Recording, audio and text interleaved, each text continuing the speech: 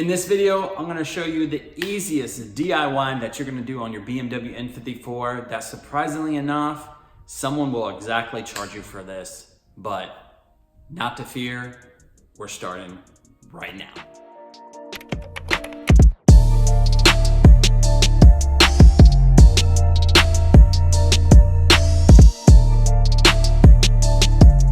So to start it off, you can have a 30FF code that, of course, you need to check your vacuum lines, your wastegates, any kind of boost leaks, whether it's the intake track, your outlets, anything else like that that would cause problems, would cause a 30FF and you would have a boost leak. So in this DIY, we're gonna change the two vacuum lines that go off the top of the vacuum canisters and that go down to the boost solenoids. Now, surprisingly enough, someone will charge you to do this very simple task, but it is something that will still cause a boost leak if you have any issues with the lines, if you have slits in them just because of just wear. Now, mine are original ones, which I definitely need to replace them, and that's why I'm doing this, but I'm doing these different sections of videos for you guys as far as the vacuum line as a whole for the N54 goes. So if you're here looking for the vacuum lines that run from the bottom of the vacuum canister that go over the valve cover, so underneath the cover, but go over the actual valve cover, that then come over here, because these like to get really brittle and break on this side, check out that DIY at the top, because I do have that documented step-by-step DIY for you. We're gonna then do the ones that go from the top, so this completes it there, so we'll have that. If you need to replace your boost solenoids, I had the step-by-step DIY for that. Check out that video up above. Once we get done with the top two here that go to the boost solenoids, I'll do a new video to finish off the vacuum lines, and that's gonna be from your wastegate. So one here goes up around and then back up, and then one from the front goes all the way up there. That will be the next video as far as the vacuum line goes. If you need to do a 1/4 line to run your blow-off valve, the correct blow-off valve, check out that DIY at the top. That will show you the adapter that I'm using, so that way you can properly run the right vacuum lines and it gets rid of the whole 1/8 line, so that way if you want to further upgrade your system. So let's go over this very simple process, of course. And like I said, I've had people get a quote for this, surprisingly enough. So this is definitely the easiest one that you'll ever do. And you're just gonna pull on the top. Now, sometimes these like to get stuck on here, so just be careful when you're pulling off, just because you don't wanna break the tip off the top of the vacuum canister. So just pull up, don't pull out and over, because then, like I said, you're gonna break that. Undo all the lines here. Pull them on this side. So here are the two lines that I'm going to be installing here today. So of course these are from FCP Euro, and these are just your OEM lines here. I'm going to replace my worn out stock ones. So once you have the two lines disconnected from the top of the vacuum canisters, so one here and one over here, they're going to go down here and they're going to be on the left side of your boost solenoids. Now sometimes they'll come right off by just pulling straight up, just like that. So here's the other one right down here. You want to pull straight up.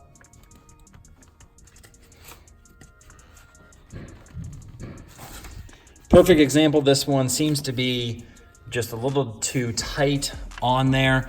And now it's mostly because of just the heat in general. And careful not to cut anything else, of course.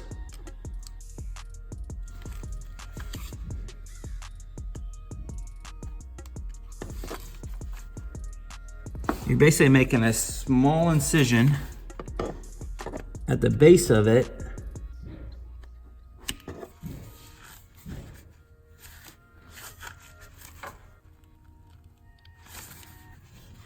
Just so it can come off the boost solenoid, just like that. See, I just had to cut it just right here, so that way it can pop off. By how much it's just swelled over the many years being original. So this is my 2008, this is original, I never replaced this. It just of all the heat cycles, it has expanded from this being brand new to this currently now. 156,000 miles, 10-year-old car, never replaced these top ones. So as you can see, it has completely swollen off. It's the same part number, same everything. It's just over time, just gotten bigger. A lot of extra slack, so we're just gonna go ahead and run this new one right down here. Put on the boost solenoid. Gonna put that on. Run it in here. Run it under everything. And we're just gonna place the extra right here. We're gonna grab our other one, which is gonna go on this back one right here. Just gonna slide right on, right here.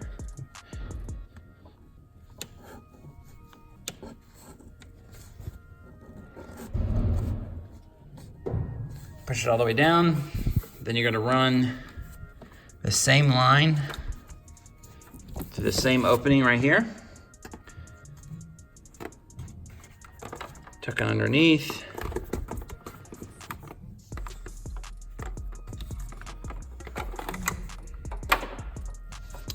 Run into here.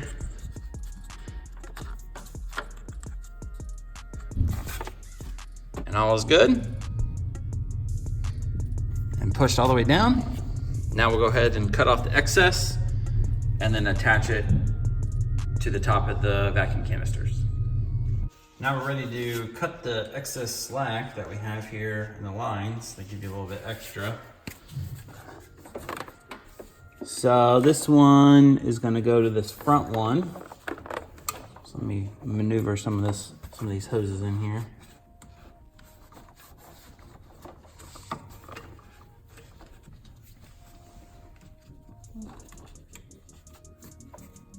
So front one for there, or the rear one for the front.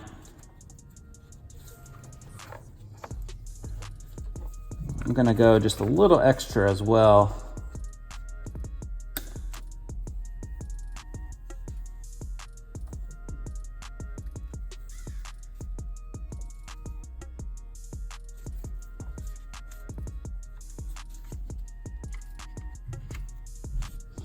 Make sure you have a clean cut.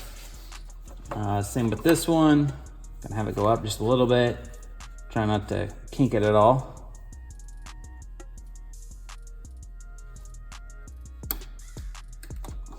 A little extra.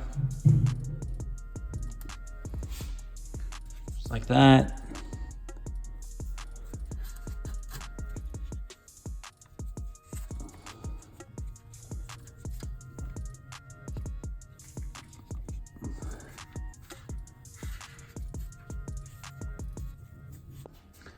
Very simple process. Make sure to take all your existing hoses out of the way so none of that falls down in the engine bay. So just like that, someone will charge you to change out those top vacuum lines that go to your vacuum canisters that go to your boost solenoids. This is a very simple DIY, and it's something that you want to make sure to change when you go through all your vacuum lines on your N54. As I mentioned, I bought them through fcpuro.com. Of course, you get the lifetime replacement guarantee. I knew a lot of you guys are aware of that already, but I'll drop their links down in the description box below, take you right over to their website of the exact ones that I did buy.